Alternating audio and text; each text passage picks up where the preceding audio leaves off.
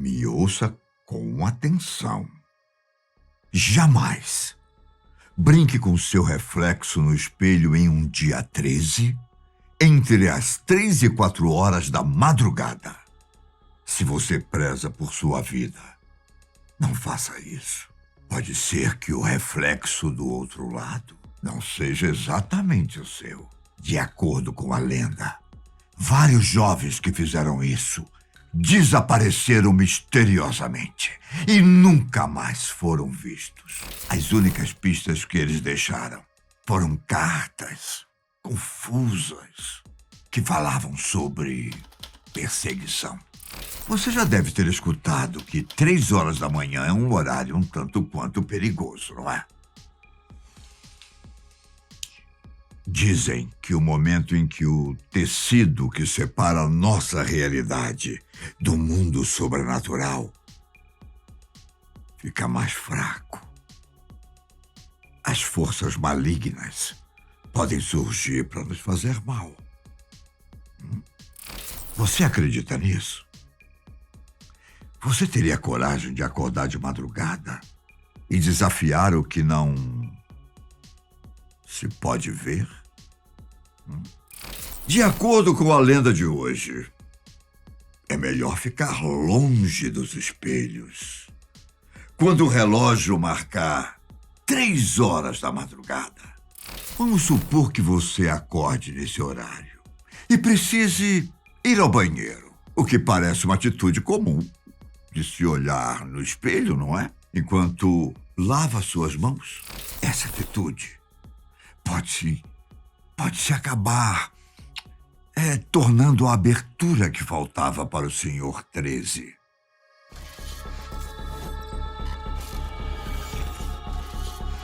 Para que ele nunca mais te abandone.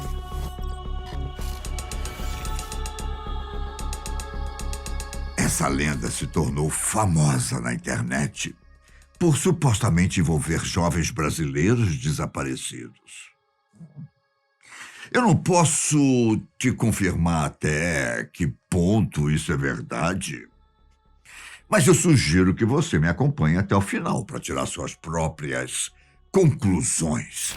O fato é que, durante 3 e 4 horas da madrugada, os espelhos funcionam como um portal para que espíritos tenham certa influência em nosso mundo e nas almas dos humanos. A lenda diz que na década de 80, quase 20 jovens foram dados como desaparecidos aqui no Brasil, depois de mudarem seus comportamentos de dia para noite. Somente uma carta ficava para trás, com pouquíssimas pistas do que realmente poderia ter acontecido. Elas davam a entender que um homem das sombras estava perseguindo os jovens e que tudo tinha começado depois que eles olharam no espelho na madrugada de um dia 13. Desde então, o tal homem estaria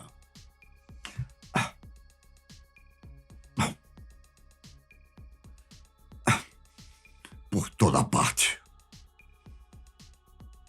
Atrás da porta.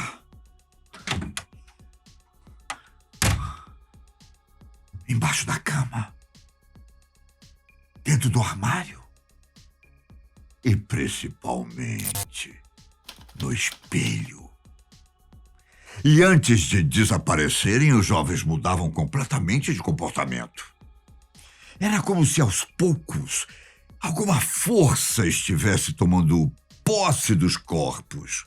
Como nada foi feito, é possível que tenha chegado a um ponto em que suas personalidades foram praticamente apagadas. Em seus últimos momentos com a família, os jovens eram tomados por uma vontade praticamente incontrolável de morder a própria língua e fazer cortes em seus corpos. Isso deixava as famílias completamente assustadas, afinal, era até difícil saber o que fazer em uma situação como essa. Levar a médico? Manter a pessoa em isolamento? Antes mesmo que pudesse organizar um plano, os jovens desapareciam 3 dias depois da autoviolência. Eles nunca mais foram vistos. E as famílias não conseguiram descobrir se estavam vivos ou mortos. A única pista estavam nas cartas. Em uma delas, um jovem dizia que alguma coisa estava perseguindo sua sombra e que por causa disso era impossível se esconder. O que você faria no lugar dessas pessoas? A quem você pediria ajuda? Bom, por sorte, você tem a mim. Você tem a mim para avisar sobre esse perigo do espelho. Só que não chame pelo senhor 13 de madrugada. Você não vai querer ter o mesmo destino dos jovens, vai? Os investigadores paranormais dizem que a maior probabilidade é que tenham sido mortos por essa figura sobrenatural. O que ela quer com o nosso mundo e as pessoas é um verdadeiro mistério. Ninguém sabe. Tentar possuir um corpo para viver entre nós, seria isso? Se vingar dos vivos? Talvez a história, a resposta, esteja na raiz dos problemas envolvendo espelhos. Ao redor do mundo, algumas culturas acreditam que as pessoas mortas e os espelhos, eles não conseguem conviver muito bem. Durante séculos, cobrir o espelho em uma casa em luto era uma prática muito comum. Eu lembro disso quando era garoto. A ideia era que as pessoas voltassem a atenção para a crença e para a alma. Só que alguns mitos dizem que cobrir os espelhos da casa também protege as pessoas de demônios. Isso porque essas entidades têm o péssimo hábito de visitar famílias que tiveram perdas recentes. Eles não podem ser vistos a olho nu, mas seria possível ver o reflexo deles nos espelhos. Cobrir o objeto seria uma forma de evitar que a família se assustasse ao perceber que alguma coisa do outro mundo também está na casa. Olha só, em certas culturas holandesas e alemães, acreditava-se que cobrir o espelho depois da morte de alguém evitava uma nova tragédia na casa, porque a pessoa que olhasse para o próprio reflexo poderia ser a próxima a partir. Só que a crença mais assustadora vem de uma antiga mitologia chinesa. Em uma época em que o mundo era bastante diferente do que é hoje, os chineses, eles acreditavam que os reflexos dos espelhos não eram bem reflexos. Na verdade, o que nós vemos seriam criaturas de outra espécie que simplesmente imitam o nosso movimento para cumprir um propósito assustador. A lenda diz que as criaturas aprendem nossos costumes e hábitos para que na hora certa possam passar pelo espelho e vir para o nosso mundo. Quando isso acontecesse, as criaturas atacariam a humanidade, se alimentando de suas contrapartes humanas para tomar nossos lugares e construir um reinado. E uma vez que elas finalmente saíssem dos espelhos, ninguém mais teria reflexo, nem elas, nem nós.